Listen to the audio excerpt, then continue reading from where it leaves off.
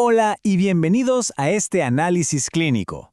Hoy vamos a entrar de lleno en un tema crítico en la práctica médica, el manejo y seguimiento de la hipercalcemia. Cuando el nivel de calcio se dispara en la sangre, sabemos que no es solo un simple asterisco en un examen de laboratorio, es una verdadera emergencia que requiere actuar con muchísima precisión y rapidez. Así que vamos a desglosar paso a paso cómo enfrentar y resolver este escenario. Pensemos en esto por un segundo.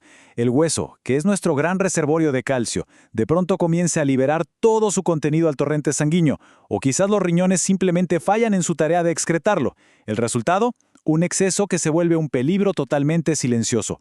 Puede pasar desapercibido hasta que, de golpe, pone en jaque al corazón y al cerebro. Por eso, dominar cómo hacer un triaje clínico rápido aquí hace absolutamente toda la diferencia. Bien, esta es nuestra hoja de ruta para hoy. Vamos a revisar la clasificación clínica y severidad, el manejo de los casos graves, las terapias farmacológicas específicas, los criterios de derivación y, finalmente, cómo hacer el seguimiento en casos leves y moderados. Empecemos con la sección 1, la clasificación clínica y su severidad. Y aquí hay un detalle fisiológico que sencillamente no podemos pasar por alto. Cerca del 40 al 45% del calcio en sangre viaja pegado a las proteínas, sobre todo a la albúmina. Entonces, en la práctica, si tenemos un paciente con albúmina baja, su calcio total medido también va a aparecer bajo, y eso nos podría ocultar una hipercalcemia real o darnos un falso positivo en caso contrario. Aplicar la fórmula de corrección de calcio según la albúmina es un paso indispensable, literalmente no se puede saltar. Una vez que tenemos el valor corregido, toca clasificarlo. Hablamos de una hipercalcemia leve si está por debajo de los 12 miligramos por decilitro, moderada si cae entre 12 y 14. Pero mucha atención aquí, porque si ese calcio cruza la barrera de los 14, estamos ante un cuadro grave.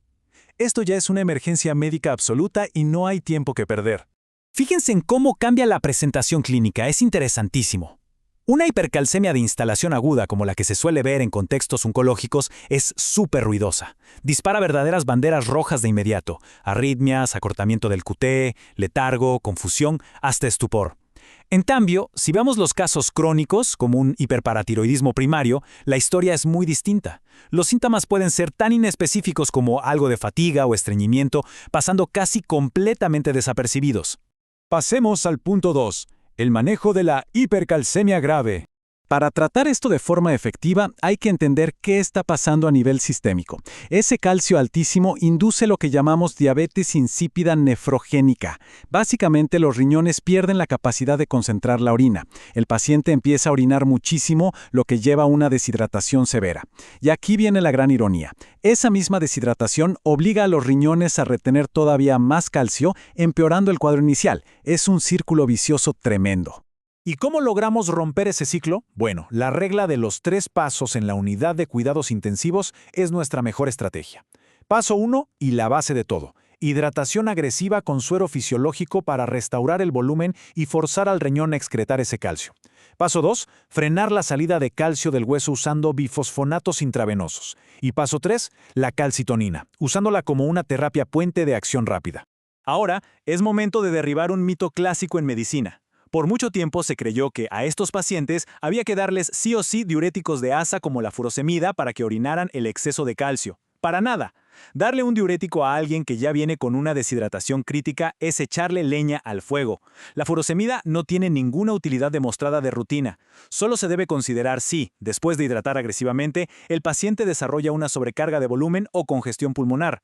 Seguimos con la sección 3, las terapias farmacológicas específicas. Hace un momento mencioné a la calcitonina como una terapia puente. ¿Y por qué le decimos puente? Porque actúa rapidísimo. En unas cuantas horas nos da un respiro, pero tiene un pequeño gran detalle, llamado taquifilaxia. Los receptores simplemente se saturan y el medicamento deja de hacer efecto después de unas 48 horas. Nos da ese alivio inmediato súper necesario, comprándonos tiempo mientras los bifosfonatos, que tardan un par de días en alcanzar su efecto máximo, empiezan a dominar la situación. Resumiendo nuestro arsenal terapéutico dirigido, el ácido zoledrónico intravenoso es el tratamiento de elección por ser el más potente. Ahora, si tenemos un caso oncológico que no responde o hay falla renal severa, el denosumab subcutáneo es una alternativa excelente. Si el culpable es un exceso de vitamina D, digamos por linfomas o enfermedades granulomatosas, ahí entra la prednisona.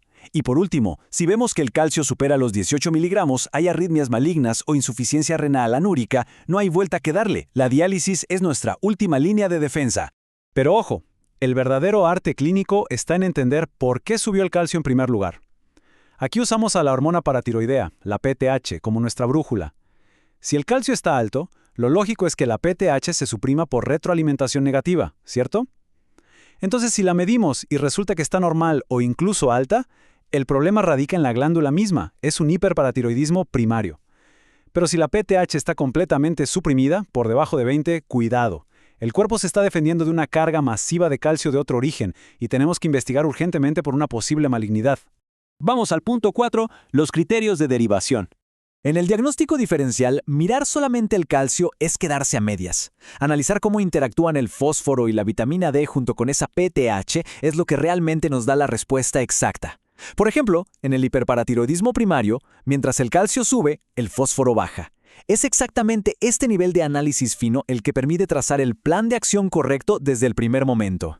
Y existen ciertas banderas rojas que, francamente, no son negociables. Cualquier paciente sintomático con un calcio arriba de 12 debe ir directo a urgencias. Si el calcio cruza los 14 miligramos por decilitro, incluso si el paciente está conversando de lo más normal en la consulta, el ingreso a la UCI y derivación a urgencias es inmediato, sin pensarlo dos veces.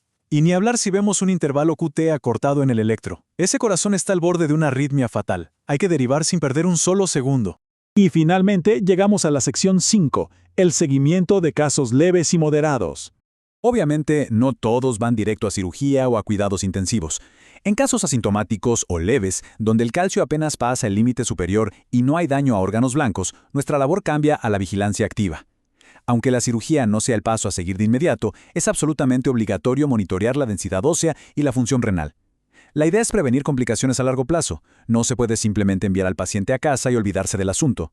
Para el manejo ambulatorio, hay reglas de oro en el día a día. Primero, muchísima hidratación oral. Es vital. Segundo, hay que mantenerse en movimiento. La inmovilización prolongada activa los osteoclastos y hace que suba más el calcio. Tercero, prohibido el uso de diuréticos tiacídicos y litio. Cuarto, hay que mantener niveles adecuados de vitamina D, y en caso de que la cirugía esté contraindicada o se rechace, podemos considerar el uso de bifosfonatos orales para proteger el hueso o Cinacalcet para intentar bajar los niveles de esa PTH. Para ir amarrando todos estos conceptos, esta frase cierra el círculo perfectamente. El manejo de la hipercalcemia no se trata solo de empujar un número hacia abajo en un papel de laboratorio. Requiere un instinto de detective. Hay que buscar y tratar la causa de base, interpretar qué nos está diciendo la PTH en su contexto y mantener siempre la mirada en el equilibrio global del cuerpo. Esa es verdaderamente la resolución del problema. Lo que nos deja con esta pregunta final para reflexionar. La próxima vez que tengamos enfrente un perfil bioquímico de rutina y notemos un calcio apenas elevado, ¿nos detendremos a investigar a fondo?